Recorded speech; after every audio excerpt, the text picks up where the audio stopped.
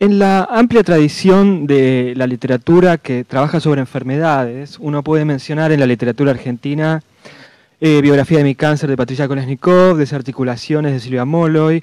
Hay un montón de libros de otra clase, de otra literatura que trabaja sobre el tema, y se agrega a esa, pero desde un lugar tal vez un poco excéntrico, una nueva crónica que es Poner el cuerpo. La tenemos acá y lo tenemos acá, así que de cualquiera de los dos lados que se vea mejor. Poner el cuerpo es una crónica que escribió Viviana Ricciardi. Viviana, gracias por estar aquí con nosotros. A vos por invitarme. Que trabaja sobre la experimentación farmacéutica en seres humanos. En lugar de ser una investigación, es una crónica, porque la primera persona aparece de una manera muy vincular desde el comienzo que contás que vos tuviste un cáncer de mama. ¿Fue ahí, en el momento de descubrir, que en el momento en que te detectaron el cáncer, que pensaste en poner el cuerpo? No, creo que vino mucho después. Sí, tal vez en forma intuitiva en ese momento me hice cargo del cuerpo. Eso te pasa con las enfermedades, ¿no? Ojo, mira, acá hay un cuerpo. Fíjate qué haces con esto. Yo era una persona que era ultra sana, soy muy sana, entreno, siempre me mantuve con mucha salud, hasta que un día cáncer. Pero es como, no puede ser. Y sí, puede ser, ¿no? Esas cosas que te sacuden y te cambian. Todo el tablero cambia. Ahora, descubriste un mundo de investigadores y lo que hace el libro es no ponerse, manejarse por la cornisa. Yo creo que una de las grandes dificultades del libro es eso. Por ejemplo, no hablar de conejillos de India o cada vez que aparece esa palabra decir cómo termina siendo un estigma de los investigadores y tampoco ponerse del lado de las grandes corporaciones farmacéuticas en donde en algún momento decís han ganado muchísimo dinero, no vamos a hablar de ese tema, estamos hablando de otra cosa aquí. Digo, ha sido también muy difícil para vos ubicarte en ese punto medio. Está bueno lo que dijiste, cornisa. Sí, es como, es una especie de bordecito en el que en cualquier momento me caigo y voy como con mucho cuidado, que estuve muy pendiente de cuidar durante toda la escritura. Sí, era un gran tema para mí ese. No cerrar, sino abrir preguntas. Yo no tengo certezas, no las tenía cuando inicié el libro y no las tengo ahora que el libro ya está en la calle. Y Juan, tu pareja, que es justamente un investigador, ¿cómo toma esas no tener certezas? Bueno, el libro en particular, vos me preguntaste si inició con mi cáncer. No inició con mi cáncer, en ese momento yo ni siquiera sabía que había investigaciones, ¿no? A mí lo que me pasó con el cáncer, perdón que me voy un cachito más atrás, ¿no? No, por supuesto. Pero tengo que explicar esto, porque lo que me pasó en el momento que tenía cáncer primero fue el duelo que hacemos todos cuando nos enteramos de estas cosas. Y luego, después de un tiempo en el que fui superando las instancias iniciales que son medio engorrosas, lo que vino tal vez, va a sonar raro, fue como una especie de decepción, porque yo pensaba que era mucho más grave tener cáncer de mamas. ¿Viste? Y no era tan grave, porque uno se cura fácilmente, hoy se cura. El 85% de las personas que tienen, de las mujeres que tienen cáncer de mamas, se cura, y no es, uno tiene como una idea de cáncer, la palabra que no hay que decir, pero la verdad es que la ciencia ha avanzado tanto que hoy por hoy se puede vivir con cáncer o se puede curar del cáncer con mucha facilidad. Y hubo una decepción de esto, porque mi lugar de víctima me lo robaron demasiado rápido. No me pude sentir víctima durante mucho tiempo. Entonces me puse a pensar qué había pasado entre aquellas mujeres hacía muchos años que las mutilaban, les sacaban las mamas, a veces los brazos, una cosa tremenda, y yo hoy que me puedo curar tan fácilmente. En paralelo, formé pareja con Juan, como vos decís, mientras él no lo conocía a través de la cura de la enfermedad. Juan y yo nos conocíamos desde hacía muchísimos años, pero nos reencontramos en este nuevo reacomodamiento de fichas justo cuando yo estaba comenzando mi tratamiento de rayos. Y él es investigador, es médico y es investigador clínico. Entonces, yo lo escuchaba, no es que él me hablaba del tema, sino que cuando uno está con alguien lo escuchás, viste, en sus problemas cotidianos, que yo no conocía ese universo. Para mí el universo es las letras, es el periodismo, entonces nunca había tenido a alguien al lado viéndolo trabajar en esto, ¿no? Llamados de investigaciones que se caían porque un paciente había tenido una situación complicada, y qué raro, ¿no? Y entonces fue fácil atar cabos y decir, bueno, claro, lo que pasa es que la investigación, todos los medicamentos que a mí me curaron, primero fueron probados en personas que arriesgaron su vida, su salud, su bienestar físico, por sí mismas, pero también por las demás, ¿no? Y así fue como entonces me empecé a dar cuenta a través de Juan de este universo. Y la verdad es que en paralelo, cuando empecé a entrar en el universo, Juan fue muy generoso en ese sentido, ¿no? Porque para él el mundo del periodismo también es un mundo sorprendente. Seguramente se sintió incómodo, se siente incómodo con un montón de situaciones que ahora empiezan a pasar a partir del libro, que lo ponen a él en un lugar de visibilidad. Esa nota que salió en la revista Viva, por ejemplo. Esa nota que salió en la revista Viva, que fue la disparadora. Que fue con un título complicado para los investigadores porque hablaba de conejillos de India. Sí, tal cual. Y volvió a pasar ahora el domingo pasado que volvieron a titular así y volvió el problema. Salió en la revista Viva de nuevo una nota sobre mi libro. Perdón que te interrumpa, pero hay una gran diferenciación en el libro de las industrias, la industria farmacéutica en general, las compañías farmacéuticas que lucran o que ganan dinero o que invierten su fuerza de trabajo para recuperar dinero, y el investigador que hace ciencia. Exacto. En verdad, claro, por supuesto. Lo que pasa es que uno y otro se necesitan indispensablemente, ¿no? Porque sin dinero, estas investigaciones son carísimas. Y ese dinero en este mundo capitalista en el que vivimos lo tienen las corporaciones farmacéuticas. Es así. Que además, cuando prueban un medicamento, lo prueban porque obviamente persiguen un fin de lucro, ¿no? A ver, si a una molécula que se está probando le va mal en un rincón perdido, se prueban simultáneamente en muchas ciudades de todo el mundo. Le va mal. Casos de 3.000 pacientes en distintos países en los que mencionás. Exacto. Pero si a uno de esos 3.000, o 2 o 3, le va mal en distintas pequeñas localidades del mundo, esa compañía farmacéutica probablemente pierda plata en la bolsa. Ese es el eco. En el libro la primera persona aparece mucho. Es una primera persona muy difícil de escribir. Uno cuando lee un libro como este está planteando, bueno, vos llegás con tu prejuicio también, con el prejuicio de las corporaciones farmacéuticas son el gran demonio del siglo XX y el siglo XXI, y de repente aparece una primera persona que muestra su dolor, que muestra sus cambios, que se divorcia y que consigue pareja y mientras tanto va transitando su enfermedad. Creo que, antes de empezar la charla, yo te decía, creo que antes que un libro sobre tu cáncer, es un libro sobre tus tránsitos amorosos, tal vez, ¿no? Sobre tu relación con Juan. Sí, la verdad es que la única manera de poder transitar esta historia, sin ser yo periodista ni siquiera especializada en ciencias, mi periodismo es el cultural, como sabrás, la única manera que encontré fue a través de la narración, ¿no? Y lo que tenía que narrar yo era lo propio, mi propia herramienta.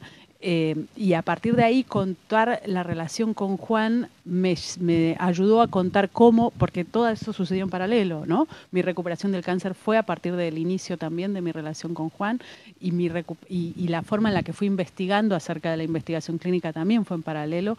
Así que eran todas líneas que yo tenía que ir utilizando para tejer este entramado. Es también llamativo la relación con la pareja, no solamente por Juan. Perdón si insisto mucho con el tema, pero creo que es un tema que aparece en el libro, ¿no? El tema de tu pareja anterior, que vos te separás mientras estás haciendo la quimio, que no es el único caso. También hay una mujer que lleva 20 años de casada y cuando empieza con su tratamiento también se separa. Para la pareja del enfermo tiene que ser muy complicado soportar y sobrellevar el tema. Vos sabés que me encontré con tantos pacientes que entrevisté, compañeros pacientes que entrevisté para la investigación, me encontré con mucha gente que transitaba historias y hitos determinados como paralelos en todos, ¿no? Que no están por ahí explicitados en el libro, pero sí pasa el conflicto con la pareja, en verdad tiene que ver con enfrentarse con la enfermedad, es asomarse a un abismo, reconocer la finitud, que habitualmente en este mundo que vivimos no la tenemos muy en cuenta, y decir, bien, ok, es ahí nomás, me falta un toquecito y me caigo al abismo. ¿Qué tengo que cambiar? ¿Qué me estoy perdiendo? ¿Qué estoy posponiendo? ¿No?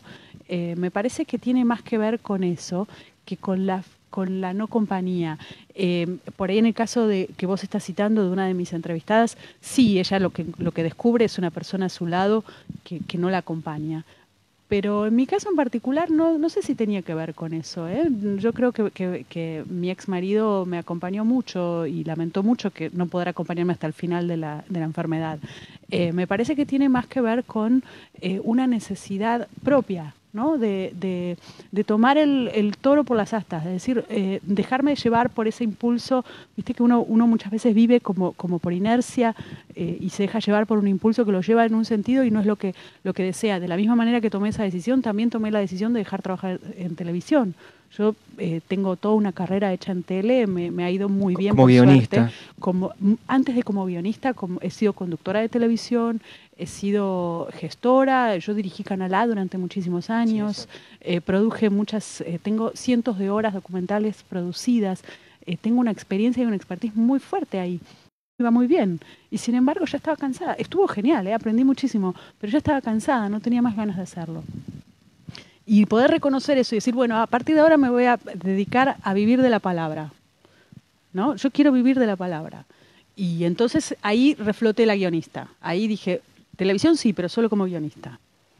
Entonces guioné muchísimas más horas documentales y trabajé desde la palabra escrita, en televisión, en teatro, en gráfica, pero siempre con la palabra escrita. Fue reformularme, ¿no? Volver a nacer en algún punto. Decís la palabra escrita y hay una palabra que no se usa nunca en los medios, que es cáncer. Y es una palabra que arranca el libro con esa misma palabra, casi. No sé si es la primera palabra, pero casi que en el primer renglón está. ¿Cómo se hace para nosotros que tenemos como esa idea tabú? Es una palabra que cuando alguien muere de una larga enfermedad, que de repente aparezca el cáncer. Sí. No solo eso, como novelista, como narradora que soy, mucho más que como cronista, también me pasaba que la palabra cáncer además tiene otro peso, que no es muy dicha en los medios, pero además es como una historia remanida también, porque ha sido muy escrita también, ¿no? Yo, por supuesto, leí el libro de Pato Kolesnikov. De hecho, Pato está en el libro, aunque no sé si la notaste, pero esos mails que aparecen, viste que el libro esa es Patricia, Patricia Kolesnikov. Esa es Pato Kolesnikov. Mira. Y antes de escribir sobre... Julián y Selva son Julián López y Selva Almada, claro. Exacto. Y Pato es Patricia Kolesnikov. Y Pato es Pato Kolesnikov. Yo cuando me enteré de la enfermedad, tal como cuento en el libro, estaba escribiendo una novela cuya protagonista era una persona que tenía cáncer, entre otros problemas que tenía, y en el taller de Julián y Selva Almada, con Pato Kolesnikov y otra gente, Horacio Convertini, había mucha gente ahí, por suerte, súper talentosa conmigo en el taller, y cuando lo terminé me enteré que tenía cáncer. Esto fue lo fuerte, ¿no? Porque yo había estado escribiendo sobre cáncer todo el año, sin saber que tenía cáncer. A partir de ahí, por eso leí la novela de Pato, porque Pato me la dio en el contexto de que yo estaba escribiendo otra novela. Entonces, a partir de ahí tuve que empezar a pensar cómo escribir sobre el cáncer teniendo cáncer, nombrándolo desde otro lugar, ¿no? Sabiendo. Porque lo primero que dije, como cuento en el libro, cuando vi el diagnóstico, lo primero que pensé, claro, porque también en el análisis tampoco se escribe la palabra cáncer. ¿Viste? Uno espera que, o sea, te dan el papel, lo miras y dices, cáncer, ok. No. Dice carcinoma, no sé cuánto, ya olvidé las palabras, ¿no? Pero son muchas palabras. O sea, carcinoma. Y luego hay algo positivo y negativo, que un médico te explica que vos sos... No te explican, a mí por lo menos nadie me explicó nada. Yo fui a retirar un análisis, me atendió una persona de recepción, como te atienden haces un análisis de sangre, bueno, así igual, me dieron el papel y yo en la vereda lo abrí y empecé a leer así en forma diagonal y me encontré con estas palabras, que ninguna era cáncer, era carcinoma, no sé qué. Yo dije, pero carcinoma es cáncer. Tengo cáncer. ¿Cómo te diste cuenta? ¿Cuáles fueron tus síntomas como para hacer los análisis? Hacía tiempo que venía haciéndome controles, viste que las mujeres debemos, y es muy importante recordarlo, hacernos mamografías y ecografías mamarias en forma periódica todos los años. A partir de los 30 años es fundamental hacerlo. En mi caso no tengo antecedentes genéticos de cáncer de mama en la familia, y por eso otra historia que ahora te cuento porque tiene también que ver. Y en esos análisis había aparecido un pequeño tumorcito, pero que no era para mis médicos era obvio que no era maligno, que era algo que se iba a diluir, que no era nada. Pero yo nunca lo palpé y un día lo sentí cuando me venía y dije, yo preferiría hacerme una biopsia. Mi ginecóloga me dijo, no, ¿para qué? Es una pavada. Yo preferiría hacerme una biopsia, ¿viste? Esas cosas que hay que escucharlas. Y me la hice y bueno, ya, ese fue el resultado. te decía que lo anecdótico que también aparece en mí, está en el libro y lo veo mucho también en otros pacientes que entrevisté, es esta situación de creer que toda enfermedad que uno lleva puesta viene escrita en el ADN, ¿no? Yo también, por mi trabajo de periodista, la gente de la revista Viva, Horacio Convertini, me pidió una vez que me hiciera un estudio de ADN y escribiera la experiencia, ¿no? Cómo es hacerte un estudio de ADN y enterarte de las cosas que te van a pasar tremendas en la vida. Entonces yo dije que sí. Juan, mi pareja. Ella siempre dice Juan, mi Juan en el libro. Y uno siente que cuando escribís y ponés Juan, mi Juan, Juan está al lado tuyo, ¿no? Y vive en Mar del Plata él, además. Sí, Tienen esta relación a distancia, pero tan cercana. Es muy raro eso, exacto. Muy lindo. Juan me dijo, ¿para qué, Vivi? No es necesario. Te vas a enterar de cosas que, no, qué fiaca. Mis amigos lo mismo. Mal, enojados todos. ¿Para qué? Yo sabía que lo quería hacer, no solo porque me interesaba el desafío periodístico, que sabía además que fue tapa de la revista, es una revista que se distribuye en todo el país y es interesante eso. No solo eso, sino porque quería saber si estaba escrito en mi ADN el cáncer de mama. Yo tenía la sospecha de que no, porque no conozco a nadie en mi familia que haya tenido cáncer de mama. Así que tenía sospecha de que efectivamente no. Tal cual. Cuando llegaron los estudios de Estados Unidos, yo tengo, por ejemplo, mucha predisposición a tener ELA, lo cual es mucho peor que el cáncer. Es la enfermedad de Piglia. La enfermedad, la que murió Piglia y Fontana Rosa. Claro. Exacto. Pero no tengo ninguna... Esclerosis lateral atromiófica. No, lo dije mal. No me acuerdo. Amiotrófica. Eso después lo editamos. Es muy feito, por cierto, como posibilidad, pero me asustaría si supiera que además tenía posibilidad de tener cáncer. No tengo posibilidad de tener ningún cáncer y ya lo tuve. ¿Por qué voy a tener el ¿Y tu hija tiene que hacerse ahora análisis? No necesariamente, porque no está en la genética, ¿no? Entonces, digo, ¿por qué es importante pensar en esto? Porque hay que pensar que ahora que vivimos en una era tan científica, que se supone que a partir de que decodificamos el ADN, nosotros tenemos nuestro mapa y podemos saber lo que nos va a pasar, y Angelina Jolie se hace esa mastectomía compulsiva porque piensa que puede tenerlo. Te iba a preguntar justamente sobre ella, porque si bien en el libro no está, me imagino que esa decisión se hizo mientras ella tomó esa decisión mientras vos estabas escribiendo el libro. Sí, tal cual. Igual, insisto, me parece que yo por mi experiencia, por haberme hecho un estudio de ADN y haber tenido la certeza de esa sospecha que tenía, tengo una certeza científica, yo no tengo posibilidades y lo tuve. Entonces, es importante, y la ciencia lo empieza a pensar cada vez más.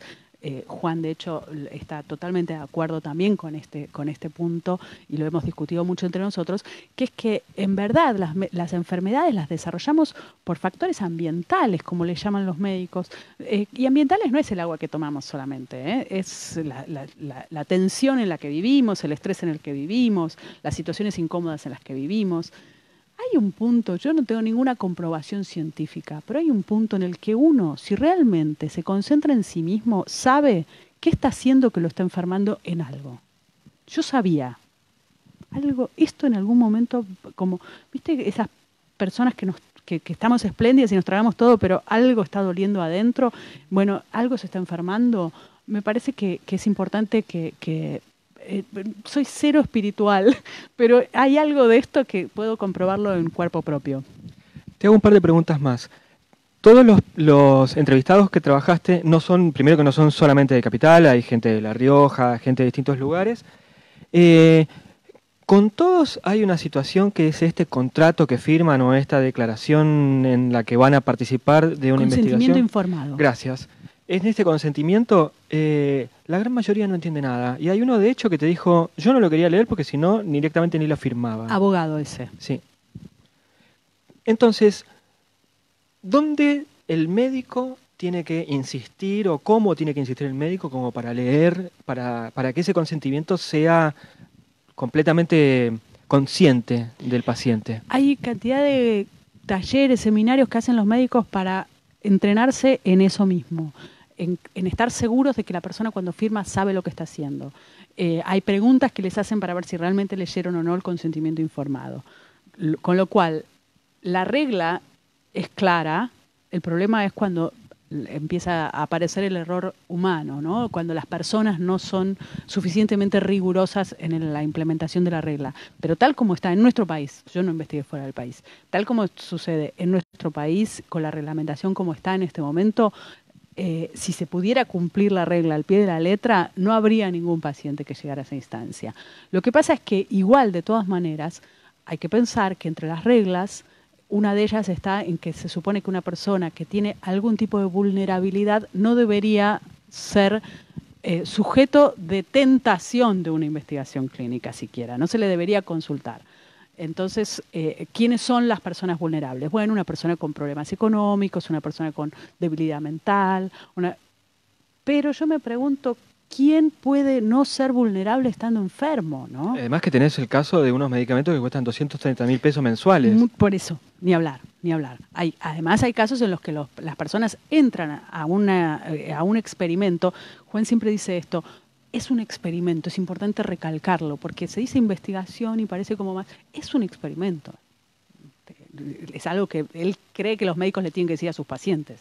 Ojo, esto que estamos probando es experimental. Estás poniéndote a experimentar algo. Con medicamentos que sí, que después cuando salen al mercado salen una fortuna tal que nadie los puede tomar. Una de las cosas por ahí más fuertes que para mí están en el libro es la palabra del doctor Marcelo Silva, un doctor fantástico, me generó muchísima admiración su postura ideológica, su compromiso con la problemática, además, que como fellow, cuando era muy joven en Estados Unidos, estuvo en los inicios del laboratorio en el que se encontró la cura de la hepatitis C, que hoy es absolutamente curable, y sin embargo, hoy en Argentina, implementando esa misma cura, con muchísimo dolor, reconoce que solo el 5% de las personas se curan, cuando podría ser el 95%. ¿Y por qué es? Y porque los medicamentos son ultra costosos, las prepagas no lo incluyen, las obras sociales no lo incluyen, salvo cuando ya estás al borde del trasplante hepático, y podrías haber llegado mucho antes a esa instancia.